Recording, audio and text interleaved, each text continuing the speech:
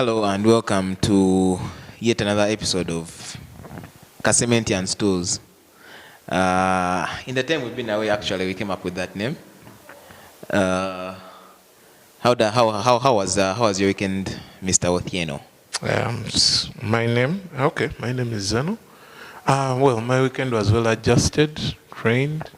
I'm still getting adjusted to talking through a stick. Fair weekend, and it still feels weird, but okay. It happened, it ended, it went on, we did what we had to do. And we watched some rugby as usual. That time. It was match day 8? Match day 9. We had the midway point. The first round. With the midway point of the season. Champion. And Hippos did the incredible. They're on a run right now. It seems like they have started with them, taking away luck from all the other teams. Because they've been stifling and strangling everyone who dares to cross the new bridge. I think it's the effect of the new bridge. When you cross it, you kind of get a little bit woozy and the Hippos trounce you, or they take over. They're a vastly improved team who are playing very good rugby, adding their running advantages to other dark arts of 15th rugby. So far, I think we can have them for another season, which they're showing their mettle. Yeah, which gives us another reason to drink in gin. Truly, indeed. Then again, at Legends, Cobs hosted Rhinos. Or was it Rhinos hosting? It always confuses me. It's Rhinos hosted Cobs at Legends. And it was a very physical encounter. I think, I believe the rain played a bigger part in the game. Rain played a factor? And it was a very huge factor. Unfortunately for the Cobs, fortunately for the Rhinos. Rain is a great equalizer because Rhinos actually scored fast. And usually, not a try though, Cobs were denied of their greatest advantage, which is also, it's no excuse, but they never tactically switched to what they planned to play at. Their backline was peripheral in the game. But what they planned to play at 3 p.m. was not what was happening at 5 p.m. Yes, the weather had a huge say in the game. So, and then Rhinos, who've been on a losing streak, they were given God's reprieve. They actually went out with a bang. They played really hard, and up to the last moment, they were still very much involved in the game. Yeah, but huge credit to the Rhinos forwards. They turned up. But isn't that what is expected of them? It is, but they are bosses at that point. They were bosses. They were boss for a very long time. Yeah. But credit their defense for a long time for holding on. Yeah, and got a try that is almost 10. 10 years old, 40 years old. No, they scored a try that could have been scored 10 years ago. 10 years ago, yes. Indeed. We have Timothy Mudola linking up with Alan Musoke, who had scored his first try in over a decade. Maybe if we revise, but it comes down to that, by the way. Yeah, so he's finally back to where he belongs on the scoreboard. On the scoreboard. It's not his first game, but it's his first time on the try board. And if the season proceeds as planned, I think it will be the expectation. The instinct the second round. The finish was quite. It reminds you of fine him. Finish. Yeah, it is still him, and so we will expect more from him. But in all, it was just a comedy of a game. The rain had a big. The rain actually. It took away the oomph, but also the Ugandans should learn to adjust to play in the rain. They could have planned the game this way. We're in January. Yeah, but January is a rainy month. It's just climate change. Climate change. It finally comes to it comes back to haunt us. Don't worry. I'm finding hard to adjust to these magic sticks. I got the magic. Let's move on to what was supposed to be the cracker. Warriors hosting Kaseminti Heathens. It was a lunchtime kickoff. And clearly, it was quite even. The early exchanges were very even. Unlike other weekends, this time Warriors improved everywhere. They improved on the scrum down. They improved on the line out. Okay, I don't really know. The line out was not really sure effective. But again, the incredible opposition they had to face at the line out would have mentioned that, okay, they did play their part well. And they manned the channels really well. Yeah, they manned the channel. They didn't give Heathens any space, and they could have led the first half. They could have led they led for a huge flash of the first half. They manhandled the channels, man to man. They paced up. They were not afraid. You could feel that this was. There was a sense of belief in the way they were playing. Yes, and of course they had some very exceptional players, mainly Joseph Foyet, Ojo. His fielding was quite exceptional. Yes. Finding the gaps behind the Heathens' back. Yes. He found the gaps well, but at some point you felt like he was being selfish, him and Trevor Chan. They were playing with each other. Yeah. Kick back to me, and then I kick back to you. Then we keep on playing like that. It was a territory thing. But Heathens had the advantage in the line out. Of course, they have two test jumpers. Both Uhuru Charles and Diego Olet. Yeah, but I was not really amused by Uhuru. I think his line-out presentation skills are very much lacking. He picks the ball from the sky, but when he brings it down, poorly. He always gives his team a disadvantage. He presented it with one hand. Yeah, he's presenting it like he doesn't care about it. Where it's and he gives his team a very huge disadvantage. They always cut him down. And him mauling is a disadvantage to his team. Exactly. When you meet a good counter-racking, a counter-mauling team like the Heathens, it shows, and they made him pay for it. Many times the ball was coming out wrongly, and on many occasions. That's in that minute the attacking opportunity is almost lost. Yes, he's always he's making the line out more a disadvantage, which I think it would have worked better if they'd used the other jumper, who is a better contestant. I think he's a better number one jumper. He's a better line-out caller than Uhuru. I mean, I like how he jumps, both in defense and offense. He can pick the ball from the other side and the ball from the other side. He's quite the revelation. So I think those are things that can be ironed out. Yeah, and of course he also had a strong game. Both Uhuru and Diego had strong games physically. Going forward, they actually outmuscled the other side.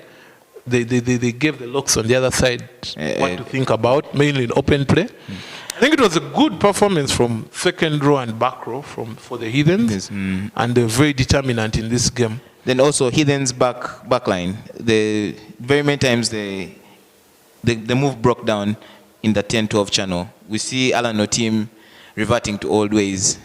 His ball handling skills. I wouldn't blame him, because maybe time has caught up. Maybe not. Maybe it's a bad day. He's newly married. There are very many things that can happen. when you get married, many things that can change. Fat hands. Probably. I wouldn't take it away. Though I think the most incredible part of this game, unlike last weekend, I think the referee had a very huge say in how this game was won. Yeah.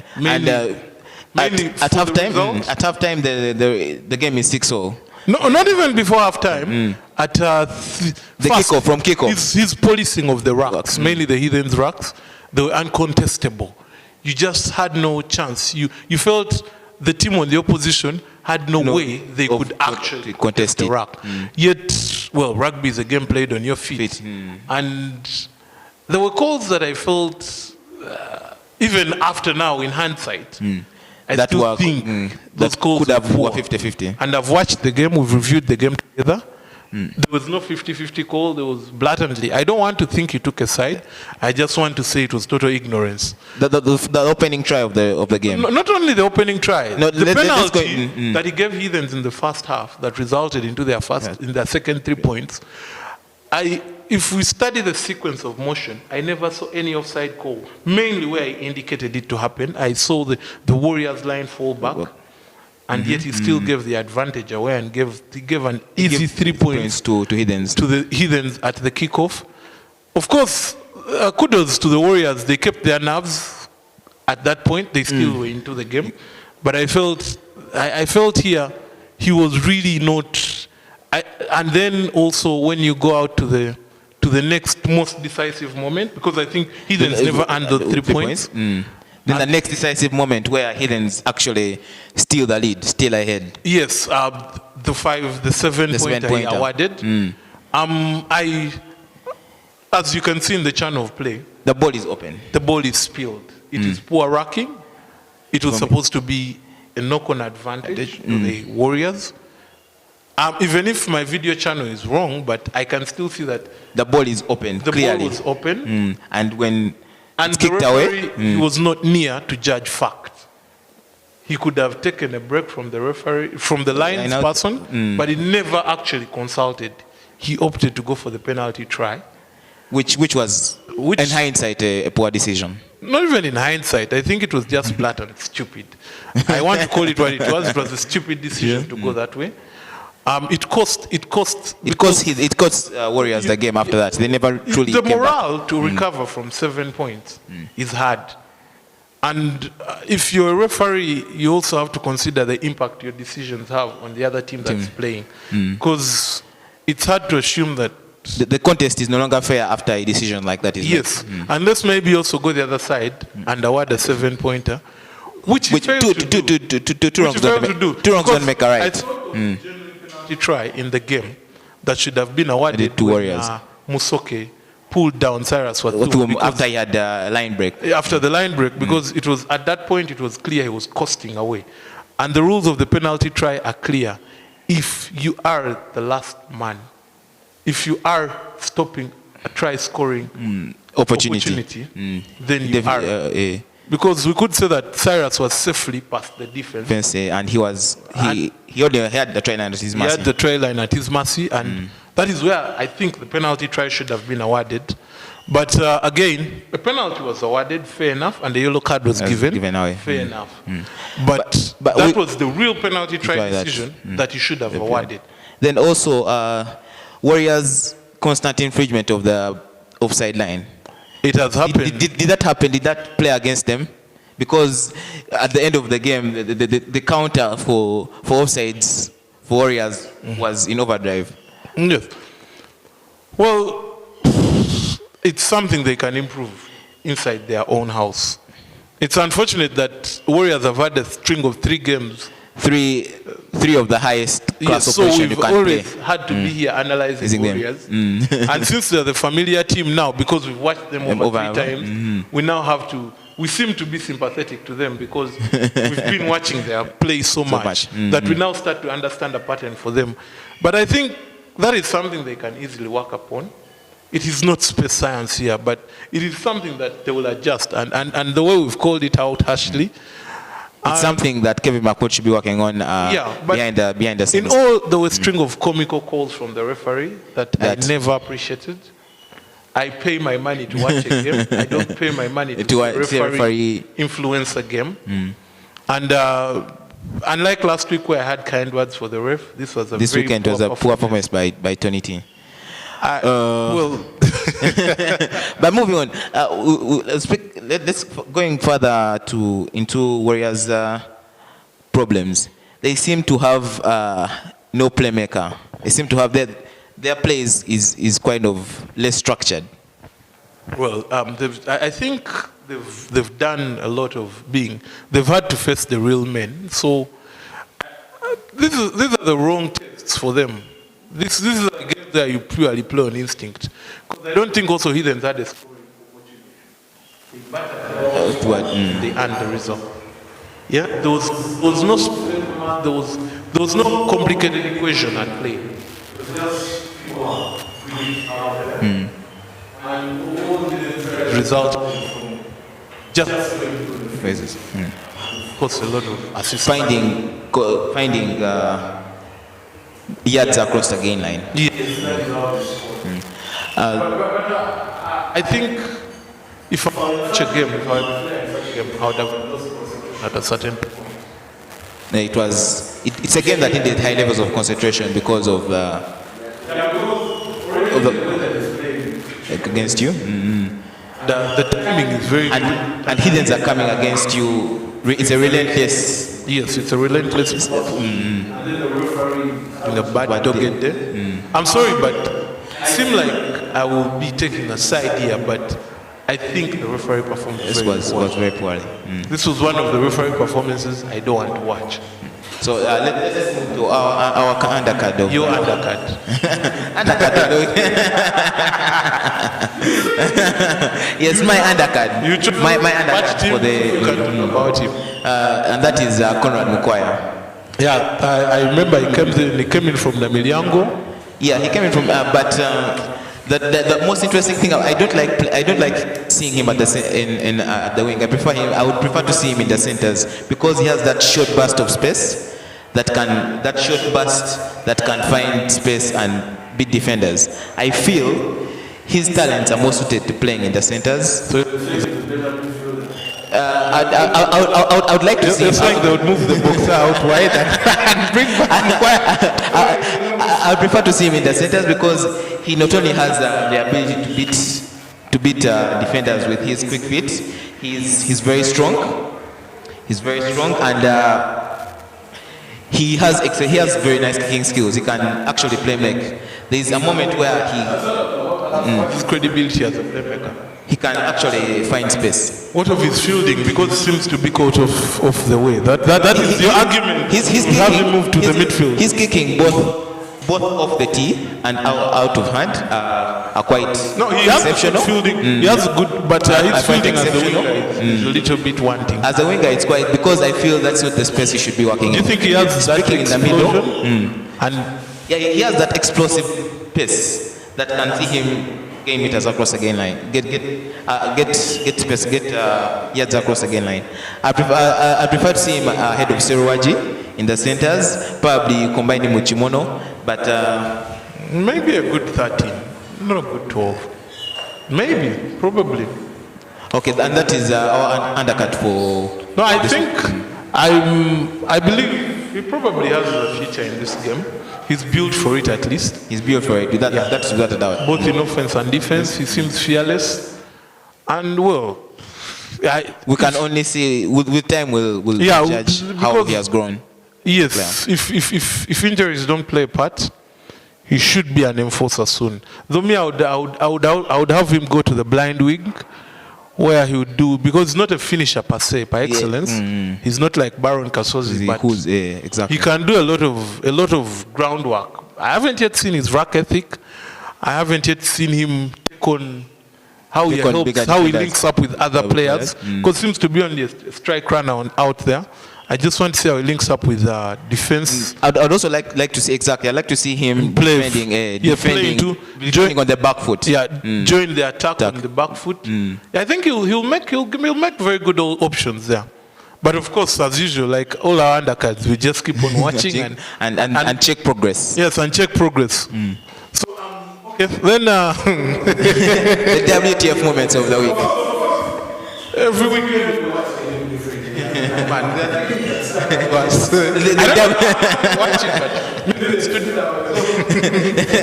Some of the few moments stood out of me. Mainly from the Cubs and Rhinos game.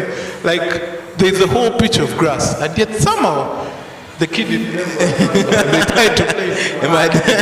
There's a certain mad, but there's a series of movements that going mad, exactly.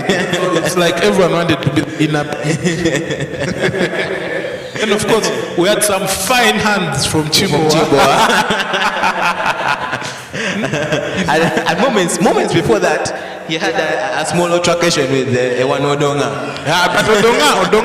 But Odonga is a noticed trouble causer, but you cannot take away from Chimboa his playmaking skills.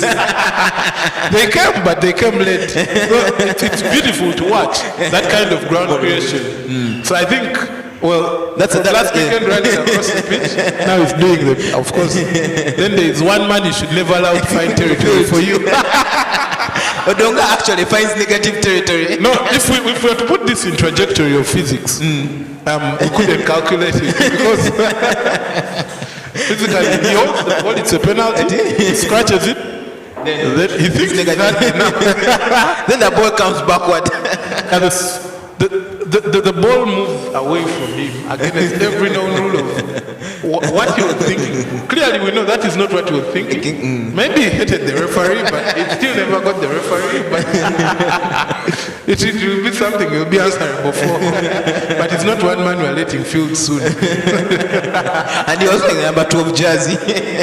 Yeah, in the center. Clearly, yeah, no, now clearly. Then, of course, how did you miss that? You know, an early kickoff usually has lunchtime problems. So we're wondering either suspended or taken at breakfast. Or taken at breakfast. So clearly, Tamale wasn't enjoying this game. The neighbor was assassin from the bench. It was a very miserable sight to see. But we're sure next week, Tamale being next to Michael Okorach, and it's clearly the man not enjoying his lunch. Then Okorach will pass by. They'll pass by KFC before. I don't think he had lunch, not even breakfast. But Gideon Mutesa is waiting for his turn, and also looking like, damn, I missed my lunch. Then we had some moments of a rant from the commentary. Of course, how will I forget that? No, of course, Musoke is also a disguised boxer. Because until the referee caught up to him, Musoke was always involved somewhere. Because in that, he had a really huge hand. I wonder how the referee kept on missing it. Because he's caught punching, not once, not twice, before his sin bin. If there was one player who deserved the sin bin in this game, he earned it. Yeah. By the time he was sin bin, he had literally committed enough. He could have had a knockout somewhere. Yes, because he was again involved in another flying wedge, and then a punch came in. See, he was. He's more skilled than the Dakars probably. He thought this was he thought this was more of a boxing competition. It was rugby. He would have checked. He would have been wearing a UFC glove.